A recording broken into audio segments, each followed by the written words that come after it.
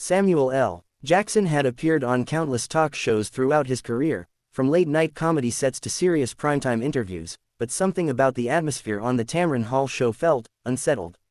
Maybe it was the restless buzz from the studio crowd, maybe the overly bright lighting, or maybe the way Tamron's eyes sparkled with a hint of mischief as he walked on stage.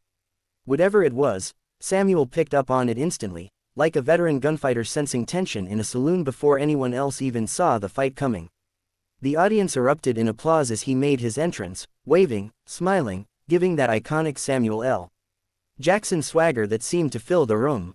He settled into his seat opposite Tamron, crossing one leg over the other, adjusting his hat, and flashing a charismatic grin that the camera loved. Tamron welcomed him warmly, almost too warmly.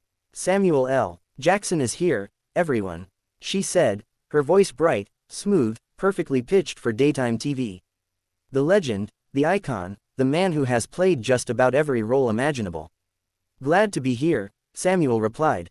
"Happy to talk about the new film." "Oh, we're definitely going to get into that," Tamron said with a knowing smile. "But before we do," Samuel tilted his head. That was the first tiny red flag. Tamron looked down at her cue cards and leaned forward. "There's been a lot of chatter," she began, "about a behind-the-scenes dispute on set.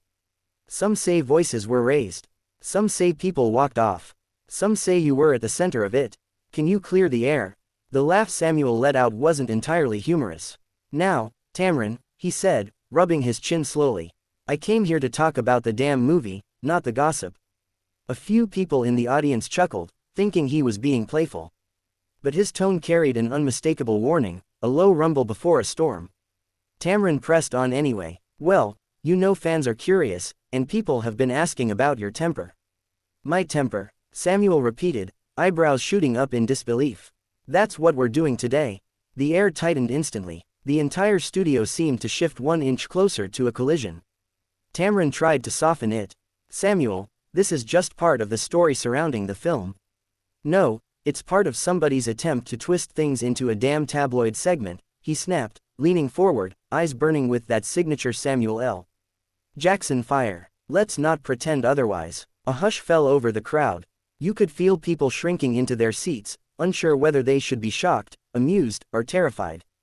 Tamron adjusted her cards, clearly trying to regain control. "I'm not twisting anything. I'm doing my job, asking questions. And I'm doing mine," he cut in sharply, "by not letting folks drag my name through some clickbait mud." The producer offstage made a slicing motion across his throat. The stage manager's eyes widened. One crew member mouthed, "Oh my God." Tamron inhaled, visibly attempting to steady her tone. "Samuel, I respect you, but you can't get upset with me for asking something that's already out there." "Upset?" he barked. "I'm upset because you invited me here to talk about my work, my craft, my performance, and instead you're poking at rumors with the energy of someone trying to start a fight." The audience gasped. Several phones went up, quickly pulled down by staff. This was daytime TV, not late night, not cable news. People weren't supposed to explode at 10 a.m. Tamron tried again. "Let's just refocus. We can shift back to the film if..." "No," Samuel said, voice suddenly dark and final. "You already crossed the line." He stood, slowly, deliberately, removing his microphone with the calm precision of a man choosing his next move rather than reacting impulsively. That made it even more intense. "Samuel," Tamron said, half rising from her seat, "please, don't leave. Let's finish the interview." "I'm done," he declared, placing the mic on the chair with a soft but definitive tap. "I didn't come here to be ambushed." And with that, he turned and walked off the stage. No yelling now, no theatrics, just quiet fury, a storm not exploding outward but collapsing inward, controlled and dangerous. The audience sat frozen, mouths open, eyes wide. Tamron blinked repeatedly, stunned speechless as cameras kept rolling and producers scrambled behind the scenes. The most shocking moment in the show's history had just unfolded, and no one knew what would happen next. Backstage, the atmosphere felt electrified, as if Samuel L. Jackson had left a trail of static in the air when he stormed off. Crew members scrambled like firefighters arriving at the scene of a blaze, whispering urgently, glancing at monitors, tugging at headsets. One production assistant clutched a clipboard to her chest, eyes wide. Another muttered, "I've never seen anything like that, ever." Samuel paced the hallway with long, tense strides.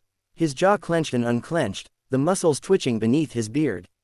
Sweat glistened on his temple, not from heat, but from adrenaline. He dragged a palm down his face and muttered, "Damn morning shows, I should have known better." A young intern approached him timidly, holding out a bottled water. "Mr. Jackson, would you?" "Not now," he said, not angrily, but firmly enough that the kid backed away without a word. For a few minutes, Samuel didn't speak to anyone. He just walked, back and forth, rehearsing his own frustration in silence. The sound of his boots hitting the floor echoed like a ticking clock counting down to something, the next outburst, the apology, the decision. Finally, Tamron emerged from the stage entrance. She looked composed, but her composure was the fragile kind, like glass stretched too thin. Her producers huddled behind her, unsure whether to follow or flee. She glanced at them, then signaled gently that she would handle this alone.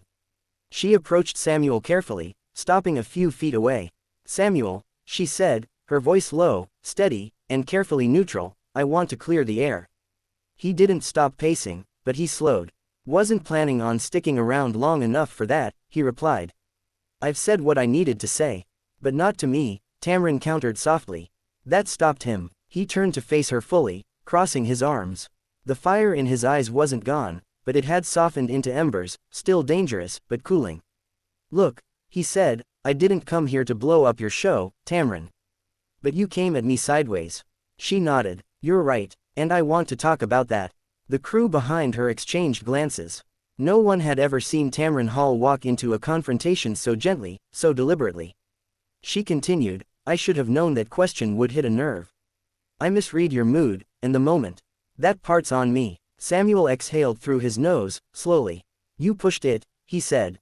"I felt cornered. That's why I reacted. And I understand that," Tamron replied. "Look, I respect you. A lot. Your career, your craft, your honesty. I wasn't trying to paint you as a villain." Samuel's expression changed, barely, but significantly.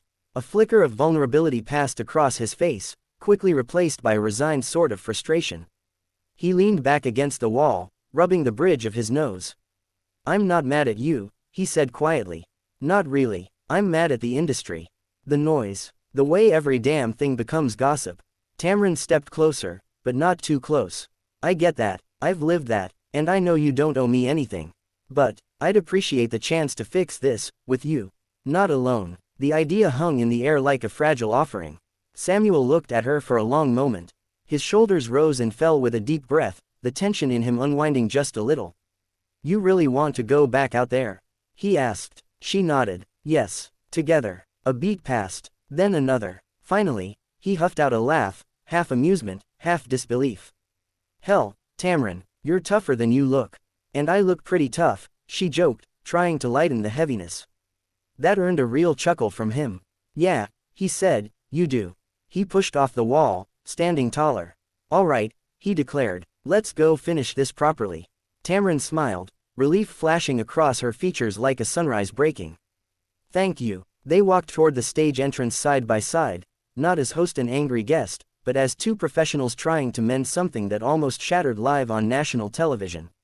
When they stepped back into the bright studio lights, the audience gasped, then erupted into applause, part relief, part awe, part pure curiosity about what would happen next.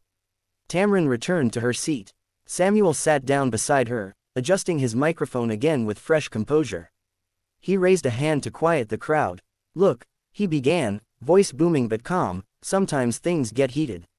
I'm passionate, she's persistent, and sometimes that combination creates a spark." The audience laughed softly, but, he continued, "we talked it out. Because that's what grown folks do." Tamron added with a warm smile, "And no one is getting kicked off today."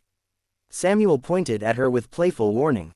"Damn right." The tension evaporated. The studio brightened. What had begun as an explosive, near-disastrous altercation transformed into a moment of authenticity, vulnerability, humor, and mutual respect. It became the episode everyone would talk about, not for the clash, but for the comeback.